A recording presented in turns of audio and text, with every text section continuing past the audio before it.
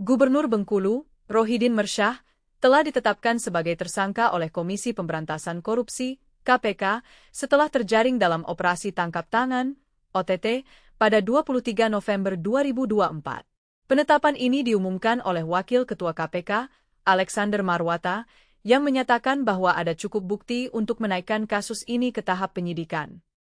Selain Rohidin, dua tersangka lainnya juga ditangkap, yaitu Sekretaris Daerah Provinsi Bengkulu, Isnan Fajri, dan Ajudan Gubernur, Efriansyah. Tindakan KPK. KPK melakukan OTT terkait dugaan pungutan pegawai untuk pendanaan pilkada. Dalam operasi tersebut, total 8 orang dari jajaran pemerintah daerah Provinsi Bengkulu diamankan, dan KPK juga menyita sejumlah uang serta dokumen elektronik sebagai barang bukti. Tanggapan Rohidin Mersyah. Setelah penetapan statusnya sebagai tersangka, Rohidin Mersyah menyatakan bahwa ia akan bertanggung jawab atas perbuatannya dan berjanji untuk bersikap kooperatif selama proses hukum berlangsung. Ia menegaskan komitmennya untuk menghadapi situasi ini dengan penuh tanggung jawab. Tim kuasa hukumnya sebelumnya mengungkapkan keberatan terhadap proses hukum yang berlangsung, mengingat Rohidin adalah calon gubernur petahana dalam Pilkada 2024. Penahanan. Rohidin dan dua tersangka lainnya akan ditahan selama 20 hari pertama di rutan cabang KPK, terhitung mulai 24 November hingga 13 Desember 2024. Mereka dijerat dengan pasal-pasal yang berkaitan dengan tindak pidana korupsi sesuai Undang-Undang Pemberantasan Tindak Pidana Korupsi. KPK menetapkan Gubernur Bengkulu, Rohidin Mersyah, sebagai tersangka karena terlibat dalam dugaan pemerasan dan gratifikasi terkait pendanaan untuk pencalonannya dalam Pilkada 2024. Penetapan ini dilakukan setelah KPK melakukan operasi tangkap tangan, OTT, pada 23 November 2024, di mana Rohidin dan dua orang lainnya, yaitu Sekretaris Daerah Provinsi Bengkulu, Isnan Fajri, dan Ajudan Gubernur, Efriansyah, ditangkap. Alasan utama penetapan tersangka adalah bahwa Rohidin diduga menerima uang sejumlah Rp1.405.750.000 yang dikumpulkan dari berbagai sektor dinas di lingkungan pemerintah Provinsi Bengkulu. Uang tersebut digunakan untuk mendukung pendanaan kampanyenya dalam pilkada. Dalam proses tersebut, para kepala organisasi perangkat daerah, OPD, diduga dipaksa untuk memberikan kontribusi finansial dengan ancaman akan kehilangan jabatan jika tidak melakukannya. KPK mengklaim telah menemukan cukup bukti permulaan untuk menaikkan perkara ini ke tahap penyidikan.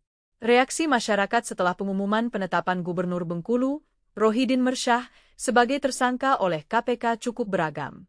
Banyak warga yang menunjukkan kekhawatiran terkait dampak kasus ini terhadap stabilitas politik dan sosial di daerah menjelang Pilkada 2024. Tanggapan masyarakat. Kekhawatiran stabilitas. Beberapa warga mengungkapkan kekhawatiran bahwa kasus ini dapat memicu ketidakstabilan, terutama menjelang pemilihan umum. Mereka berharap agar situasi tetap kondusif dan tidak menimbulkan aksi anarkis. Dukungan untuk proses hukum. Sebagian masyarakat mendukung langkah KPK dan berharap proses hukum berjalan transparan dan adil. Mereka percaya bahwa penegakan hukum yang tegas terhadap pejabat publik adalah langkah positif untuk memberantas korupsi. Panggilan untuk menggunakan hak suara. Rohidin sendiri meminta masyarakat untuk tetap tenang dan menggunakan hak suara mereka dengan bijak, serta menjaga kondusivitas selama masa kampanye dan pemilihan. Pantauan di lokasi. Dalam pantauan media, terlihat bahwa masyarakat mengikuti perkembangan berita dengan cermat. Beberapa warga juga menyatakan keinginan mereka untuk melihat perubahan positif dalam pemerintahan setelah kasus ini, dengan harapan agar pejabat publik lebih bertanggung jawab dalam menjalankan tugasnya.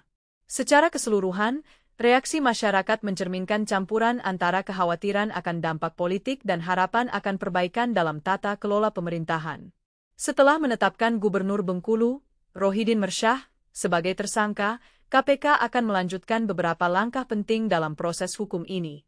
Point 1. Penahanan tersangka. KPK telah melakukan penahanan terhadap Rohidin dan dua tersangka lainnya, yaitu Sekretaris Daerah Provinsi Bengkulu, Isnan Fajri, dan Ajudan Gubernur, Efriansyah. Penahanan ini berlaku selama 20 hari, terhitung sejak 24 November hingga 13 Desember 2024, dan mereka akan ditempatkan di rutan cabang KPK. Point 2. Proses penyidikan. KPK akan melanjutkan proses penyidikan untuk mengumpulkan lebih banyak bukti terkait dugaan korupsi yang melibatkan pemerasan dan gratifikasi.